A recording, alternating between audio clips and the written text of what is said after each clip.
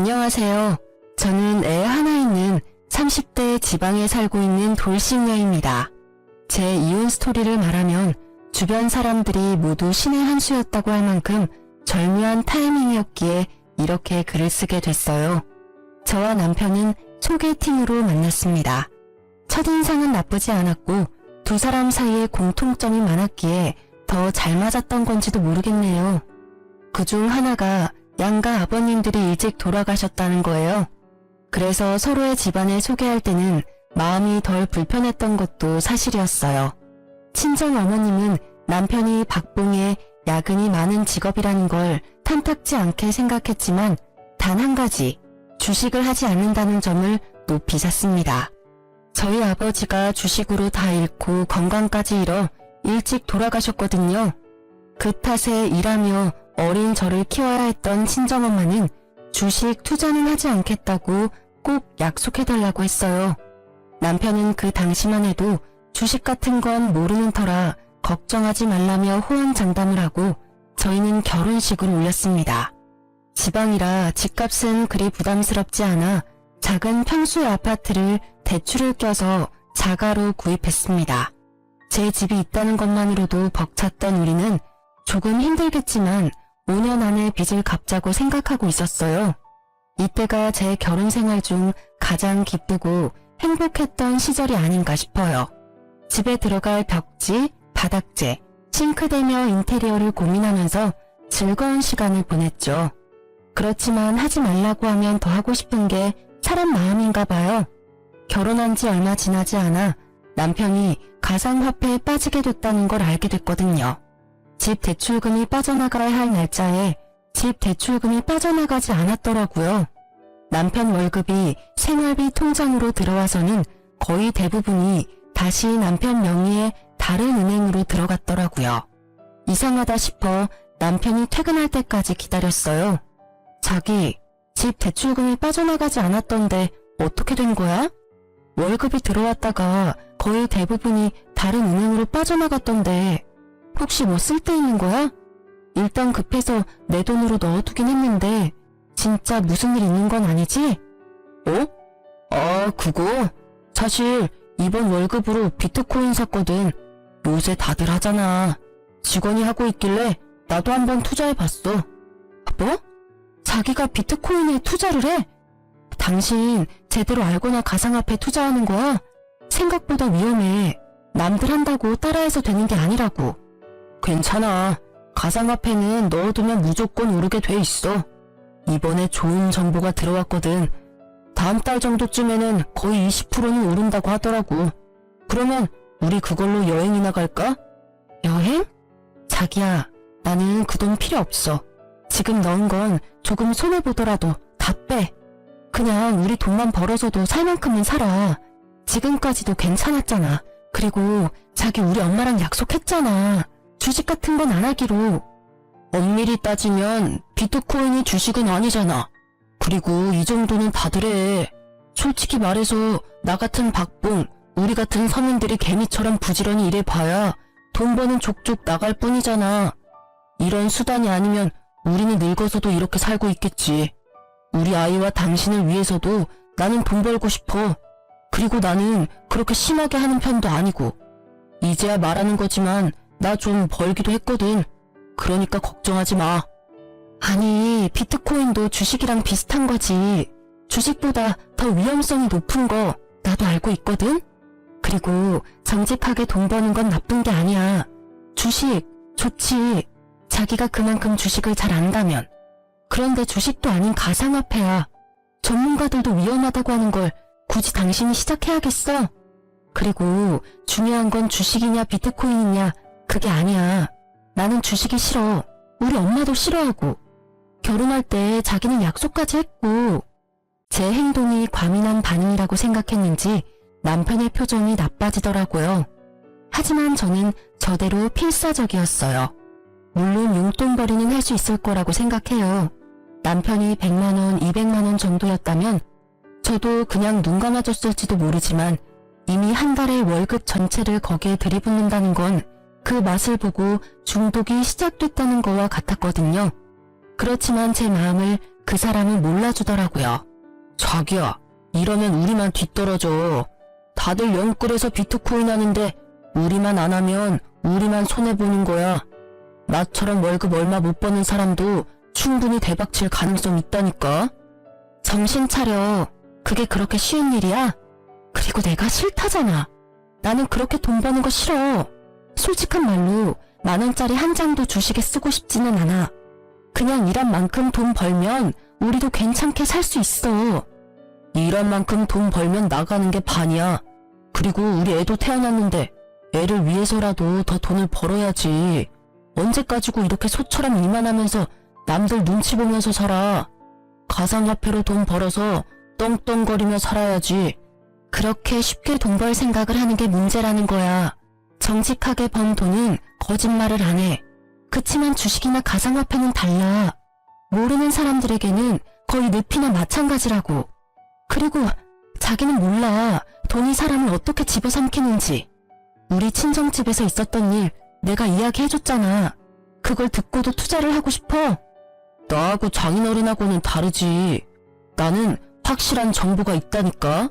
그리고 가상화폐는 앞으로 좋아지면 좋아졌지 절대로 떨어지거나 망할 일은 없어. 바보야? 그런 정보가 있으면 너도 나도 다 부자지. 그런 거 다 사기꾼이라고. 자기는 뉴스도 안 봐? 그리고 가상화폐만큼 애매모호한 것도 없어. 전문가들이 바보니? 그 사람들 경고는 안 봐? 나는 지금 코인이 잘 되고 있다고. 그래서 당신한테 말하고 있는 거야. 수익률이 잘 나오니까 월급까지 넣는 거고. 난 잘 되고 못 되고 간에 그냥 당신이 월급을 모조리 코인에 넣는 게 싫은 거라고. 내 말이 이해가 안 돼? 됐어. 자기랑 이야기하는 게 벽이랑 이야기하는 거랑 똑같아. 그냥 이쯤 하자. 대출금은 내가 엄마한테 빌려서라도 넣을 테니까. 코인이 잘 되는데 시어머니한테 왜 돈을 빌려? 코인 잘 됐다며? 그럼 코인 팔아. 그거 팔아서 대출금 당장 넣어놔. 시무에게 돈을 빌리려는 정신나간 남편의 행동에 저는 놀라서 소리를 쳤어요. 궁시렁거리는 남편은 팔고 싶지 않은지 머뭇거리다가 어디론가 전화를 걸었습니다. 엄마, 난데 돈 좀 빌려줘. 미쳤어 진짜? 저는 얼른 남편 폰을 빼앗아 시무에게 말했습니다. 어머님, 죄송해요. 별일 아니니까 끊으셔도 돼요. 야, 폰 뺏어가면 어떡해. 그리고 지금 흐름 좋아서 당장 못 뺀다고. 그렇다고 어떻게 시어머니한테 돈을 빌려달라고 할 수가 있어. 당신 생각이 있어? 도대체 이게 무슨 소리야? 차분히 이야기 좀 해봐라. 왜 돈을 빌려달라는 거야? 결국 시무의 물음에 저는 남편이 벌인 일을 이야기할 수밖에 없었어요. 시무가 남편을 말려줄 수도 있다는 생각을 잠시 했거든요. 물론 제가 잘못 생각한 거였지만 남자라면 주식도 할 수 있지. 안 그래? 다 제 가족을 위해서 하는 일이지 않니? 네가 이해해. 그렇다고 큰 돈으로 하는 것도 아닌데 왜 이렇게 호들갑을 떠는지 나는 모르겠구나. 어머님, 큰 돈 작은 돈이 중요한 게 아니에요. 월급의 거의 대부분을 가상화폐에 쏟아붓는다고요. 그거야말로 잘못된 거죠. 무슨 일이든 미천이 있어야 하지 않니? 그거라고 생각하면 네 마음도 조금 편하지 않을까? 무조건 남편 탓만 하지 말고 너도 잘 알아봐. 어머님, 주식은 절대 안 된다고 저희 엄마랑 이이랑 철석같이 약속했어요. 그런데 이렇게 주식에 손을 대다뇨. 그래서 애까지 낳았는데 이런 일로 이혼하게? 내가 언젠가 한 번은 말하려고 했는데 사돈도 그렇고 너도 그렇고 둘 다 그렇게 융통성이 없어서 어떡하니? 결혼 전에도 난리더니 아주 남편을 잡겠다 잡겠어. 그리고 네 남편이 바보도 아니고 주식으로 큰돈 날릴 사람처럼 보이니? 작은 돈으로 용돈벌이나 하려는 거겠지. 저는 그 말에 어이가 없었지만 일단 잠자코 들었어요. 우리 부부의 일에 시무까지 끼우면 일이 커질 것 같았거든요. 제가 받지 않겠다고 하는데도 시무는 결국 남편의 계좌로 돈을 붙여주겠다고 하고 전화를 끊었습니다. 결국 시무의 돈을 빌릴 수 있게 된 남편은 싱글벙글이었어요. 저놈의 머리털을 쥐어 뜯어서라도 코인을 말리고 싶었던 저는 친정엄마를 무언투수로 부르기로 했어요. 엄마, 김서방이 비트코인 투자한대. 어떻게 좀 알려봐봐. 내가 아무리 이야기해도 CR도 안 먹혀. 이번 달은 월급이 거의 다 들어간 것 같아. 아이고, 김서방 바꿔봐라. 내 단단히 일러둘 테니까. 남편은 제 전화에 기겁을 하고 나를 바라봤습니다. 저는 이렇게라도 남편의 생각을 돌리고 싶었기에 전화를 건넸어요. 결국 받지 않으려던 남편이 마지못해 전화를 받았죠. 장모님. 애엄마가 너무 호들갑 떠는 거예요. 진짜 별거 아니고 돈도 많이 안 들어갔어요. 그리고 주식 아니고 가상화폐라는 건데. 구구절절 핑계를 대려는 남편의 말을 친정엄마가 가로막았어요. 김서방, 주식은 절대로 시작하면 안 돼. 다른 사람들은 몰라도 내 사위인 자네만은 절대로 하면 안 되는 거야. 자네가 내 딸을 사랑한다면 더더욱 하지 말아야지. 딸애가 주식으로 아빠를 잃고 얼마나 힘들어했는데 월급을 다 넣는 건 투자가 아니라 도박일세. 그러니 제발 그만하게. 그렇지만 지금 수익률도 엄청 잘 나오고 있고 잘 성공하면 저희도 한 방에 크게 벌 수 있는 그만. 자네 이런 모습이 무서운 거야. 한 방에 크게 벌어? 그렇다면 한 방에 크게 잃는 일도 있다는 걸 알아야지. 그래도 지금 알았으니 다행이지. 수익률이 좋다니 지금 당장 돈 넣은 거 다 빼게. 그리고 다시는 투자할 생각하지도 말고. 예, 장모님, 알겠습니다. 그래도 장모님에 대한 존중이 있었는지 그만두겠다 대답은 잘하더군요. 하지만 전화를 끊자 남편은 제게 도리어 화를 냈습니다. 그런 말을 왜 장모님한테 한 거야? 장모님이 날 뭘로 알겠어? 약속이나 깨는 놈으로 생각할 거 아니야? 그럼 아냐? 지금 약속이나 깨는 사람이 됐잖아. 월급을 어떻게 다 비트코인에 투자를 해? 나 육휴 중이라 월급도 반으로 줄었어. 이 와중에 생활비까지 줄어들면 쌀밥만 먹고 살래? 우리 애를 좀 봐. 잘 먹고 잘 놀아야 할 이 시기에 돈 없어서 굶으면 보기 좋니? 왜 또 그렇게 이야기를 해? 어차피 이유식 기간 동안에 뭐 그리 많이 먹는 것도 아니구만. 이제 1살도 안 된 애가 뭘 안다고 이것저것 다 해주려고 해. 지금 좀 부족하게 살아도 좀 있으면 돈 더 벌 수 있다니까? 말이 안 통하네. 돈을 더 벌지 더 잃을지 어떻게 알아? 네가 신이니? 뭐라도 돼? 됐고, 이렇게 돈 벌어서 쓸데없는 일에 쓸 거면 내가 복귀해서 돈 벌게. 자기는 육아휴직 쓰고 집에서 애나 봐. 육아휴직 쓰면 월급 팍 줄거든? 월급 줄라고 그러는 거야. 내가 돈 벌면 내가 알아서 생활비 꾸리면 되는데 자기가 돈 벌면 생활비는커녕 대출금까지 비트코인에 다 투자할 것 같으니까. 그리고 내가 생활비 관리할 거니까 자기 육아휴직 급여 통장은 우리 생활비 통장으로 들어오게 해줘. 지금처럼 그냥 생활비만 넣을게. 대신 나머지 돈으로 나도 쓸 수 있게 해줘야지. 이렇게 막는 게 말이 돼? 누가 뭘 막아? 생활비 통장으로 사고 싶은 거 사. 대신 현금 출금이나 송금은 안 돼. 그런 내역 있으면 당장 생활비 통장도 못 쓰게 막아버릴 거니까. 대출금 갚아야지. 그거 못 갚으면 우리 큰일 나. 결국 남편은 육아휴직을 쓰기로 하고 생활비 통장을 제가 관리하게 됐어요. 한동안은 육아로 바빠서 그런지 아니면 반성을 한 건지 비트코인에 대한 이야기는 하지 않더라고요. 생활비 통장도 깨끗하고요. 그래서 마음을 놓았는데 여전히 불안하기는 했어요. 재벌에 난 못 준다고 한번 돈의 맛을 들인 남편님이 다시 코인을 찾을까봐 매의 눈으로 남편을 지켜봐야 했어요. 그렇게 시간이 지나면서 점점 남편이 정신을 차렸다고 생각하고 있었어요. 그렇지만 평화로움은 그리 오래가지 못했어요. 3달 정도 뒤부터 남편은 경조사비를 자주 요구하기 시작했어요. 처음에는 친구 결혼식, 그 다음은 돌잔치, 장례식 등등 갑자기 밀어닥치듯 경조사가 줄줄이 있더라고요. 경조사비야 저희도 다 돌려받을 거라는 생각이 있었기에 아낌없이 내어주었는데 이게 여러 건이 되니까 약간 쎄한 기분이 들더라고요. 그러던 중 시모에게 전화가 왔어요. 예, 오늘 내가 다른 사람이랑 부딪혀서 그 사람 스마트폰을 망가뜨리게 했지 뭐니. 내가 목돈이 없어서 그러는데 돈 좀 빌려주면 안 되겠니? 물어보니까 신형폰이라서 300만 원 정도 한다는데. 네? 무슨 폰이 그렇게 비싸요? 혹시 사기꾼 뭐 이런 건 아니에요? 어떻게 하다가 떨어진 건데요? 아니야. 폰만 떨어뜨린 게 아니라 상대방도 넘어져서 좀 다쳐서 병원도 가야 한대. 그래서 돈을 많이 부르네. 좀 해주면 안 되니? 내가 나중에 갚아줄게. 저는 심호의 말에 뭔가 의심스러웠지만 대놓고 의심할 수도 없어 일단 돈을 먼저 붙여주었어요. 이상한 마음이 들었지만 심호가 다친 게 아니라면 다행이라는 생각도 들었고요.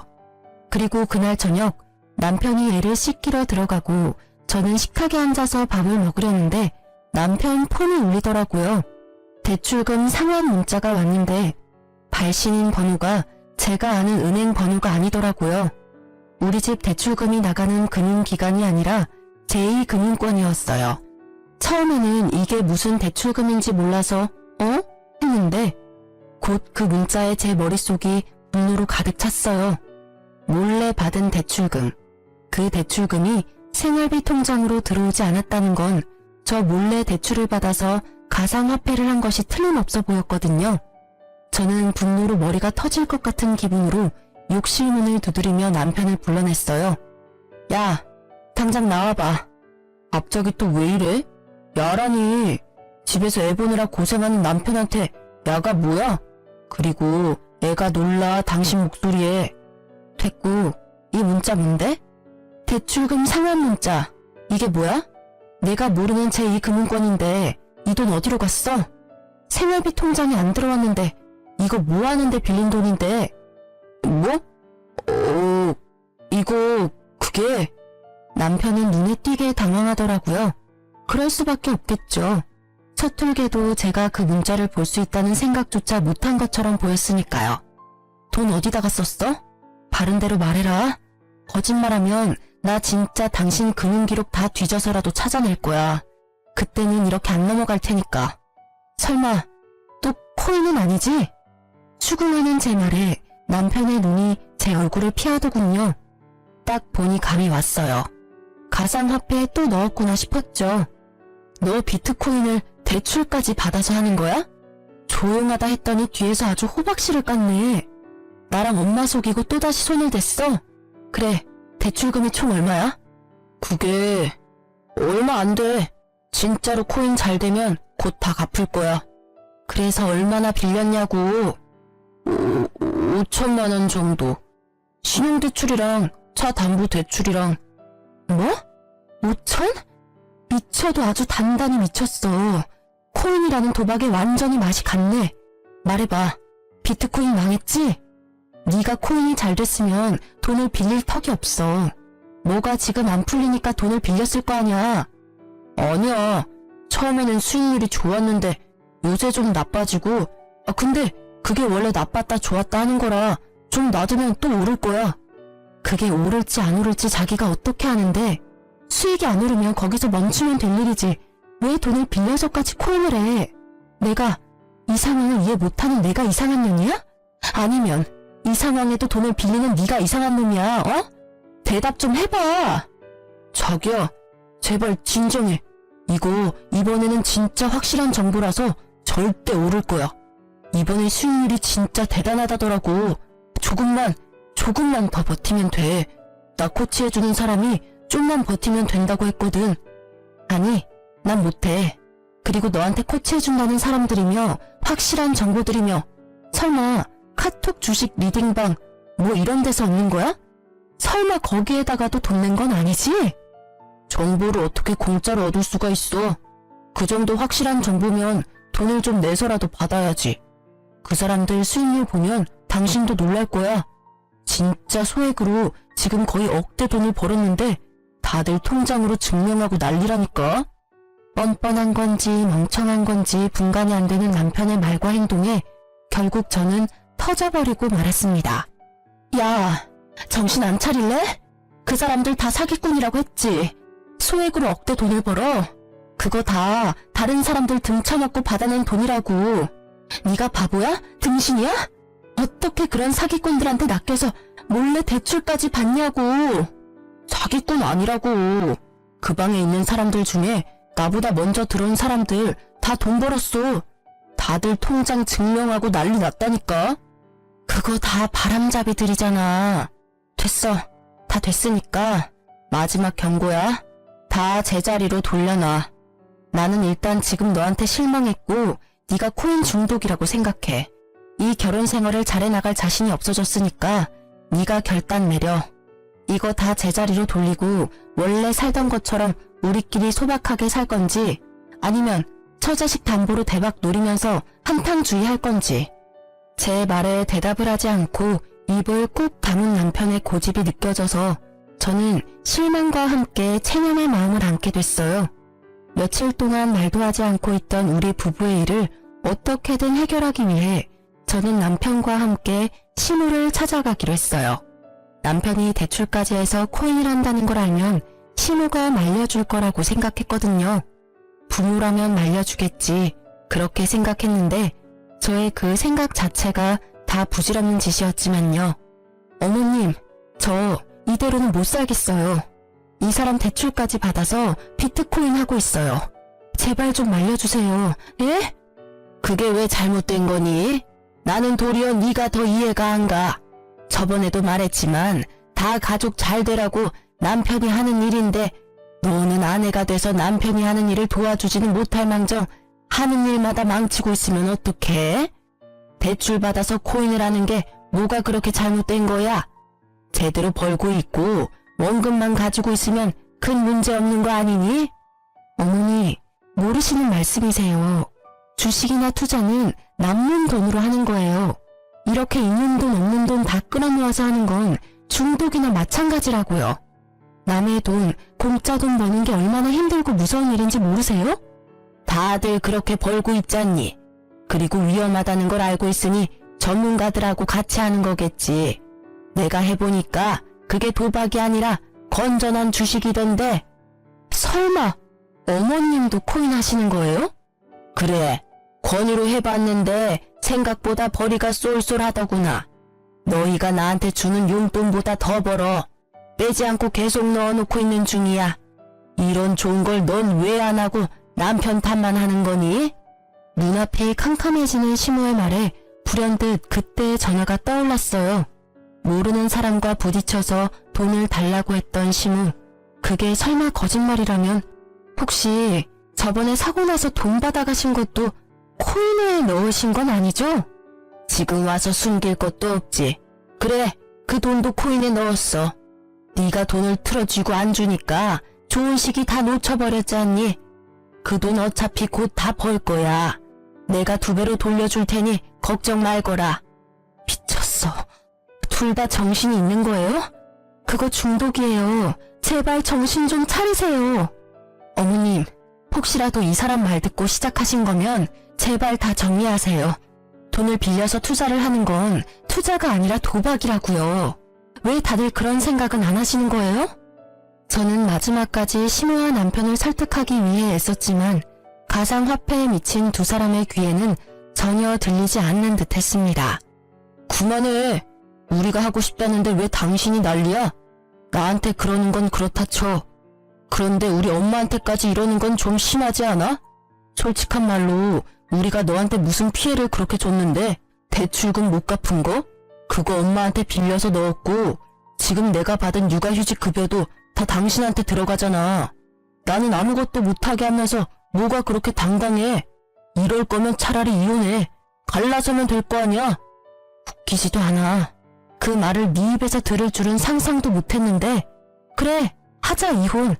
방귀 낀 놈이 성낸다고 딱 그 꼴이네. 이혼하면 다른 건 다 필요 없고 집하고 아이 친권, 양육권만 넘겨. 딱 봐도 남편 놈에게 돈이라고는 없을 게 분명하고 가진 게 없으니 위자료도 뭐도 아무것도 없을 것 같아 고민하던 저는 일단 집이라도 받아야겠다는 생각을 했어요. 그 집의 대출 상환금 중에 반은 내가 낸 것이기도 했고 집에 정이 들었기에 팔아버리고 싶지는 않았거든요. 그런데 대출금 상환 능력도 없는 남편놈이 갑자기 안 된다지 뭐예요? 지금 생각이 있는 건지 없는 건지 저는 답답한 마음에 쏘아댔습니다. 뭐? 집? 그건 좀 곤란한데. 당신한테 집 주고 나면 나는 남는 게 없잖아. 그렇게 머리가 안 돌아가? 당신 그 집 갖고 가서 대출금 매달 낼 자신 있어? 지금도 월급을 코인에 다 갖다 바치는 주제에 입만 살아가지고는. 어차피 팔면 대출금 빼고 나머지는 건질 수 있잖아. 설마 당신 그 돈이 자기 거라고 생각하는 건 아니지? 그 상환된 대출금에 내 돈도 반은 들어가 있고, 그거 아니라도 이 이혼의 가장 중요한 논점은 당신 코인 중독이야. 와이프 모르게 대출받아서, 그것도 여러 건을 반복해서 대출받아서 돈 생길 때마다 가상화폐 한 거 명백하게 당신 쪽에 문제가 있는 거라고. 그건 당신 생각이고 나는 중독 아니라고 몇 번을 말했지. 왜 사람을 계속 중독으로 몰아가는 건데. 그래야 네가 위자료 받을 수 있을 것 같아? 꿈 깨.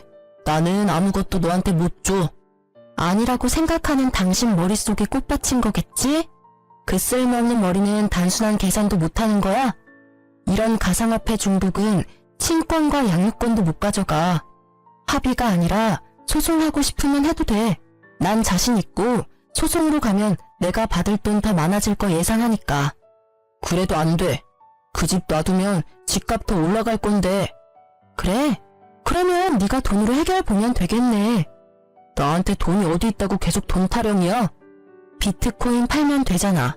좀 벌었다며. 그러니까 코인을 팔아서 나한테 위자료를 주면 되지. 그것도 재산은 재산이니까. 그건 절대 안 된다고 말했다. 놔뒀다가 가격 지금보다 더 올라가면 팔 거야.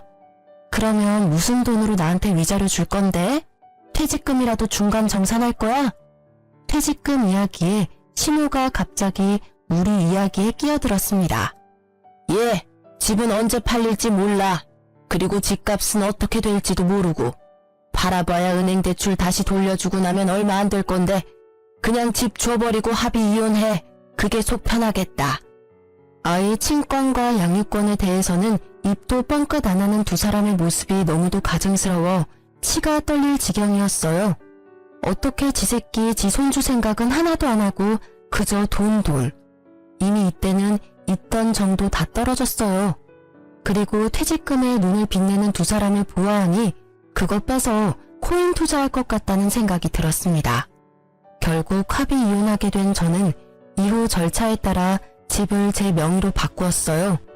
대출금의 압박이 있었지만 그건 생각해둔 바가 있었기에 크게 신경 쓰지 않았죠. 그렇게 명의 변경한 당일 저는 남편 짐을 모조리 싸서 시모집으로 보냈어요. 남편은 뭐가 그리 급하냐고 역정을 냈지만 저는 두 사람 꼴도 보기 싫었거든요. 있는 재산 없는 재산 다 긁어모아서 코인에 투자하는 남편과 시모가 뭐가 좋다고 옆에 더 데리고 있고 싶겠어요? 남편부터 쫓아낸 저는 친정엄마를 저희 집으로 모셨어요. 친정엄마가 살던 작은 빌라를 팔고 그 돈으로 저희 집 대출금을 상환했죠. 그리고 매달 내던 제 대출금은 매달 친정엄마 용돈으로 드리기로 했어요. 한 달쯤 지났을까요? 남편이 집으로 찾아왔더라고요. 아이가 보고 싶다나 뭐라나. 이혼하자며 큰소리 떵떵 칠 때는 우리 딸 이름 한자도 꺼내지 않더니 갑작스레 딸이 보고 싶다는 말이 믿음이 갈 리가 없잖아요. 딸이 보고 싶다는 가짜는 핑계 같은 거 대지 말고 하고 싶은 말 있으면 해. 이야기는 들어줄게. 우리 이혼하는 거 다시 한번 생각해보면 안 될까? 그게 무슨 소리야? 우리 이미 그 이야기는 다 끝냈다고 생각하는데 너도 나도 시어머니까지 동의한 거 아니었어? 이제 와서 두말하는 건 아니지? 나는 이미 생각 끝났어. 너무 냉정하게 끊지 말고 잘 생각해봐. 애한테는 아빠도 필요하고 무엇보다 나한테 당신이 너무 필요해. 입이 삐뚤어져도 말은 똑바로 해야지. 당신이 필요한 건 내가 아니라 내가 벌어다 줄 돈이잖아. 그런 식으로 말하지 말라니까. 물론 돈도 지금 없기는 해. 그래도 그것만으로 이혼 다시 생각해보라는 건 아니라고. 두 번 다시 가상화폐는 안 할 테니까 다시 돌아와줘. 당신 돈이 왜 없어? 집 대출금 상환액만 해도 100만 원 남짓이야. 그거면 지금 가지고 있는 대출도 충분히 갚을 수 있어. 게다가 퇴직금도 있잖아. 그거 받아서 대출 상환하면 끝이지. 그 꼴을 보니 그 돈도 다 가상화폐에 넣었겠네? 그게... 쭈뼛거리며 불쌍한 표정을 짓는 남편놈을 보니 딱 견적이 나오더라고요. 집어릇게 못 준다고 결국은 가상화폐에 다시 털어놓은 것 같았어요. 진짜 잘 되고 있었는데 이번에는 재수가 없었어. 내가 투자한 가상화폐가 갑자기 유의 종목이 돼서 결국은 하나도 못 건졌다 그거지? 이거 봐. 내가 뭘 했어? 사기꾼들 손에 놀아나지 말라고 했지. 됐어. 더 이상 이런 주제로 이야기하는 것 자체가 싫다. 다른 데 가서 알아봐. 매몰찬 제 말에 남편이 갑자기 무릎을 꿇더니 제 바짓가랑이를 붙잡고 늘어졌어요. 그 모습이 처량하고 딱한데 딱 거기까지였어요. 그러게 내가 말할 때는 들은 채도 안 하더니 결국은 이런 사달을 만들고서는 이제와 후회한답시고 나한테 다시 합치자고 하다니 뻔뻔한 것에도 정도가 있어야죠. 여보, 제발 나 딱 한 번만 살려줘. 빚도 빚이지만 생활이 안 되고 있어. 다시 돌아와주면 안 될까? 당신 나 사랑하잖아. 그렇지? 미안한데 절대 안 돼. 나는 이미 당신하고 연 끊기로 결정했어. 당신 입장에서는 내가 냉정하게 보일지도 모르는데 나한테는 이게 최선이야. 왜 내가 당신 뒤치다꺼리를 해야 해? 당신이 싼 똥 치우려고 내가 왜 일을 해야 해? 나도 내 인생, 내 행복 찾아가며 살 거야. 지금 당신한테 뭐가 있어? 빚뿐이잖아. 제발, 나 진짜 이번에는 잘할 거라니까. 절대로 손 안 댈 거라고 맹세해. 그러니까 사람 하나 살리는 셈 치고. 난 솔직히 당신이 여기 와서 이 난리치는 거 이해가 안 가. 당신 지금 사는 집도 시어머니 거고 집안일도 어머니가 다 해주실 거 아니야. 너는 돈만 벌어서 지금 대출금 다 갚으면 되는 거고. 뭐가 문제야? 사실 엄마도 내가 들어갔던 리딩방에서 준 정보로 투자했거든. 그리고 엄마 집도 담보로 대출까지 빌렸더라고. 근데 이건 정말 내가 시킨 거 아니야. 엄마가 그 정보에 혹해서 대출을 받아서. 이거 봐. 주식 같은 거에 중독되면 도박 중독이랑 똑같다고. 내가 뭘 했어? 친절하게 그거 사기꾼이고 그런 대박 정보 같은 거 없다고 했을 때 알아서 거기서 기어나왔어야지.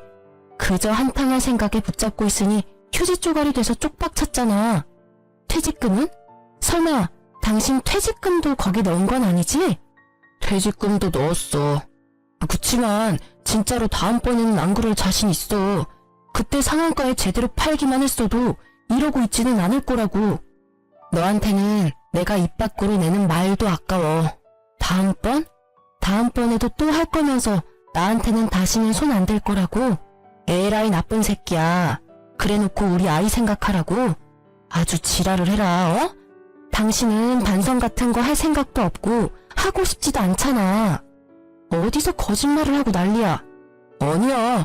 진짜로 마음 고쳐먹었다니까.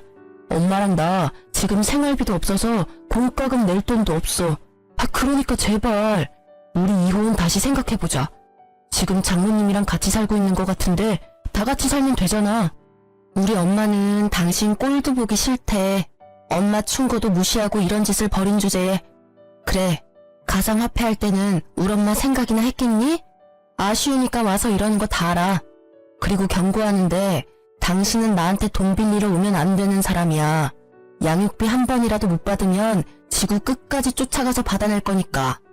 양육비 소리에 그놈의 얼굴이 새파랗게 질리더라고요. 여기 와서 이럴 입장이나 돼요? 저도 엄연히 돈을 받아야 하는 입장인데 말이죠.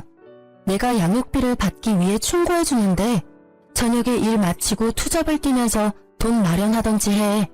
그렇게 하면 양육비 정도는 낼 수 있을 거야. 저의 친절한 해결 방법에도 그놈은 힘들게 돈 벌 생각은 없는지 입을 삐죽하게 내밀고는 시무룩한 얼굴로 나가더라고요. 책임감도 없고 죄책감도 없는 저놈의 뒤통수를 한 대 때려주고 싶었지만 꾹 참았어요.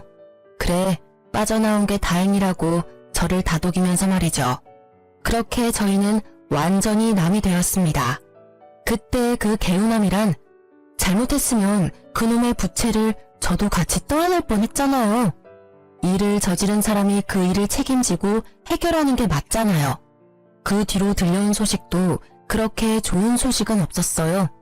전 남편과 시모가 살던 시모의 집에 채권 추심하는 사람들이 들이닥쳤다고 하더군요. 그 후로 새벽에 배송 알바를 하러 다니는 남편을 자주 목격했다고 하더라고요. 게다가 시모와 남편의 사이가 엄청 안 좋아졌는지 매번 싸우는 소리가 집 밖으로 들려온다고 이웃에 사는 분들이 말해주더라고요. 대부분이 네가 하는 말을 들어서 망했다라고. 둘 다 똑같죠 뭐. 그리고 1년쯤 지났을까? 어린이날에 아이와 친정엄마 이렇게 셋이서 놀러 갔다가 돌아오는 길에 전 시모를 마주치게 됐어요. 어머, 다은이 아니니? 할머니야. 잘 지냈어? 많이 컸구나. 아는 척하며 딸아이에게 다가오자 딸이 무서운지 친정엄마 뒤로 숨어버리더라고요.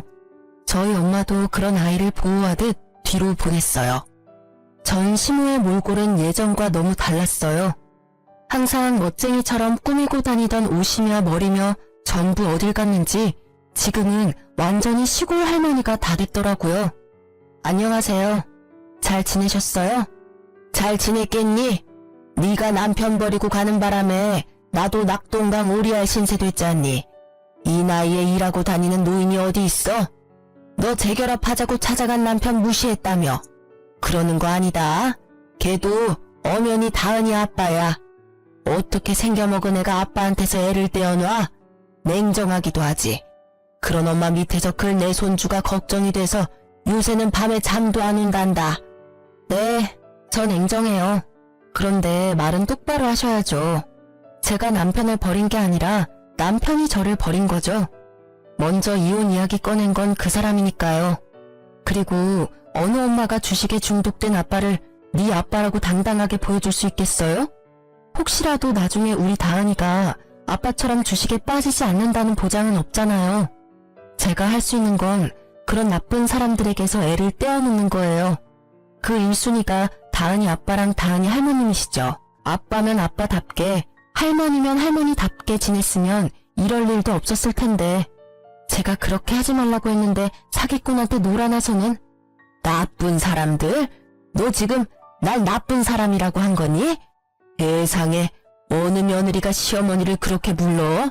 그것도 손녀 보는 앞에서. 아니라고 말 못하시잖아요. 똑같이 사기꾼한테 놀아나셨으니까. 그 사람이 사기꾼은 아니었어. 우리가 타이밍을 못 맞춘 거지. 예, 그러지 말고 사실 우리도 이미 가상화폐는 다 접었어. 그러니까 애 아빠랑 다시 잘해볼 생각 없니? 애한테도 아빠가 필요하지 않니? 글쎄, 나쁜 아빠는 필요 없다니까요. 재결합 같은 거 생각도 해본 적 없어요. 그러니까 그런 말씀 하지 마세요. 그리고 가상화폐 다 접었다는 말 저는 안 믿어요. 그게 얼마나 끊기 힘든 중독인지 누구보다 제가 더 잘 알거든요. 그래서 처음에 그 사람한테 시작하지도 말라고 한 거고요. 제 말에 전시무는 쌍심지를 켜고 저를 쳐다보더라고요. 뭐 어쩌겠어요. 싫은 것도 사실이고 두 사람이 아직 가상화폐를 하는 것도 사실일 테니.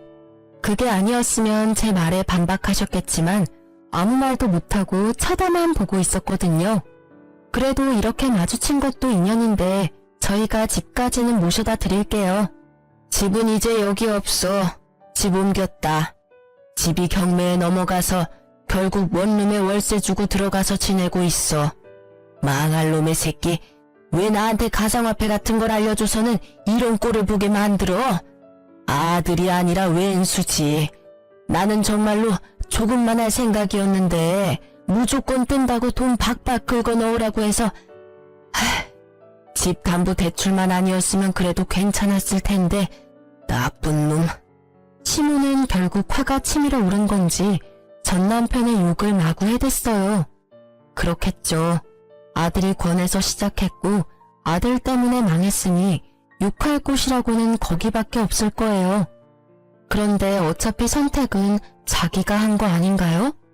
자기도 크게 벌고 싶어서 선택했으면서 누굴 탓하는 건지 그걸 보고 있던 저희 친정엄마가 보다 못해 한마디 하시더라고요. 아들 욕할 거 뭐 있어요? 내가 보기엔 둘 다 똑같은 망종이구만. 자식이 잘못된 길로 가면 말릴 생각을 해야지. 부모가 돼서는 같이 나란히 잘못된 길로 가면 어떡해요? 나랑 내 딸한테 융통성 없네 뭐네 말할 때는 이런 결과는 생각도 안 했죠. 그리고 그 집 아들이랑 우리 딸은 인연 끊었으니까 재수없게 두 번 다시 재결합이니 뭐니 말도 꺼내지 마요. 제 딸 신세 망치게 할 일 있어요? 내 눈에 흙이 들어가도 재결합이니 뭐니 절대 없어요. 그러니까 가던 길 가시오. 친정엄마의 말에 얼굴이 시뻘겋게 달아오른 전시무가 결국 도망치듯 자리를 떠나더라고요. 그 뒷모습이 참 딱하면서도 시원했어요. 우리 엄마랑 저 욕할 때는 진짜 한 대 치고 싶었는데 엄마가 이렇게 속 시원하게 말로 때려줘서 속이 좀 풀렸거든요. 나중에 알고 보니 엄마도 화가 나서 내뱉긴 했지만 속이 시원하다고 저한테 웃으면서 말하더라고요. 전시무는 전 남편이 저한테 돈을 빌리러 왔다는 걸 알고 있었을까요? 알았다면 저한테 재결합이니 뭐니 그런 말 못했겠죠. 그리고 한편으로는 너무 무섭더라고요. 만약 제가 이혼을 하지 않았다면 그 꼴을 다 당하면서 후회하며 살았겠죠. 그 뒤로 전 남편과 전 시모를 본 적은 없었어요. 저는 이혼하면 제가 힘들게 살 수도 있을 거라고 생각했는데 이혼 전보다는 더 잘 살고 있어요. 친정 엄마한테 애기 맡기고 일하는 것도 이제는 더 편하고요.